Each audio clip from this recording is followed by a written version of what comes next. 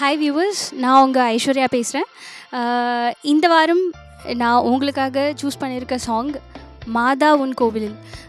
இது kind of devotional song. இந்த movie பார்த்திங்கன்னா அச்சானி அப்படின்னு ஒரு படத்துலேருந்து இருக்குது. இந்த மூவியோட ஸ்பெஷாலிட்டி ஒரு இந்த பாட்டோட ஸ்பெஷாலிட்டி அப்படின்னு சொல்லணுன்னா, இதை ஜானகி அம்மா பாடியிருக்காங்க. 1970s ரிலீஸ் ஆன மூவி. அப்போவே வந்து ஆடியன்ஸ் மத்தியில் ஒரு பெரிய வரவேற்பை பெற்ற சாங்.